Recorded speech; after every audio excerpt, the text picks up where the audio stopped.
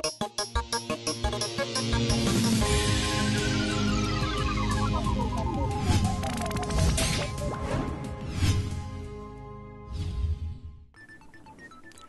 guys, I'm Rob Bass and this is Not Mitten Box.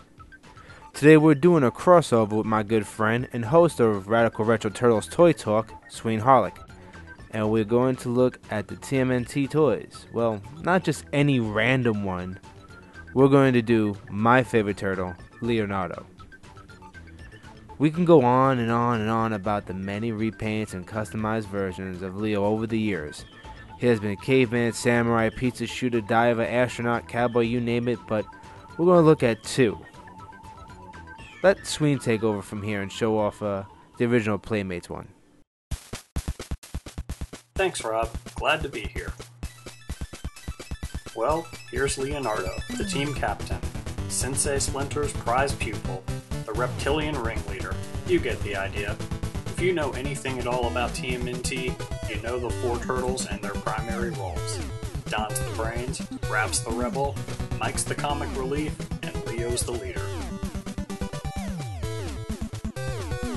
While the Fab Four originally all wore red, 1987 introduced them in distinctive colors, which made total sense for mass marketing purposes. Leonardo is the bad boy in the blue knee pads, elbow pads, the wristbands, and mask. The other physical trait that distinguished each of the Green Teens was the weapons they wielded. Like in every other continuity, Leo is the Colonian carrying the katana.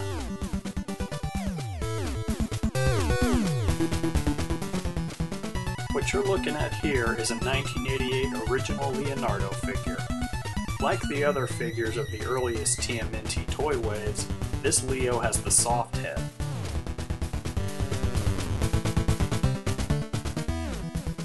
He's ball-jointed at the hips and swivels at the neck, shoulders, and forearms.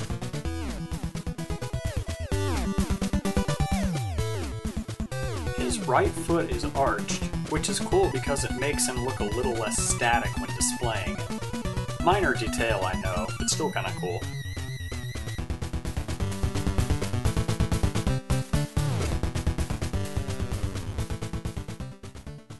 Leonardo comes wearing a removable belt with straps.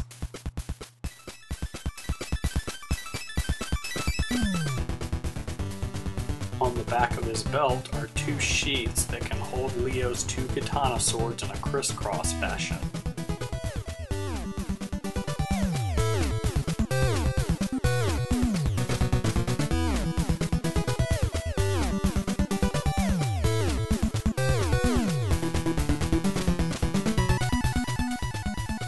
In addition to his customary katana, Leo has the same 5 secondary weapons that the other turtles and Shredder have. These include a kama, 2 different types of fist daggers, and 2 ninja stars. As an added bonus, the plastic tree that the weapons come attached to actually doubles as a weapons rack that you can hang most of the weapons on. Looking at 1988 Leonardo next to his 25th anniversary counterpart, you can see very few differences. 88 Leo is just a little more brightly colored than the later releases of the figure, particularly the yellow on his chest. In fact, this is one way you can tell whether you have a soft-headed or a hard-headed Leo if you find one still in box. With all that said, let's ninja kick this back to Rad Rob Bass. All yours, Rob. Thanks, Sween. And for me, let's look at the NECA Turtles Leonardo. The reason I chose this one is because it shows my favorite version of Leo from the OG comic book. Just take a look at the front of that box. Just awesome. That paint deco with the red bandana. You know, this is right from Kevin Eastman's book. You could just see it, you know? You look inside the packaging, you can clearly see the New York City skyline, the Teenage Mutant Turtle logo, which is right from the comic book. I mean, NECA just went out of the way just to make this figure look and feel like it just stepped right out of the pages of the comic book. See him out of the box is just perfect. Comes with a kick-ass stand, which is a piece of the New York City street. And if you got all four, they interlock and you had a perfect display piece. Let's look at all the points of articulation on this figure. His hands twist, they bend, his elbows bend, his arms turn, his knees, his feet, he can karate kick, he can do all that.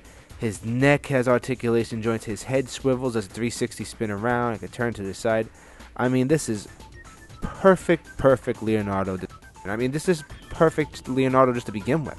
From all the Teenage Mutant Turtles toys that have come out, this is my favorite Leo, and it's why the reason I own this figure. The swords go on his back, just like they would in the comic. They stay on one side, they're not crossed like in the next version, they're just both on the same side. One little thing though, if you were to turn this figure upside down, the swords can fall out. Not a big deal. If Leo has to jump in the air, one of the swords falls out, he's still got the other one. Alright guys, I want to thank my boy Sween for doing this first crossover between Not Mitten Box and Radical Retro Turtles Toy Talk. I hope you guys like it, and if you do, let us know so we can do more of this. If you don't want us crossing paths again, that's cool. I don't have to, but, you know, it'd be fun.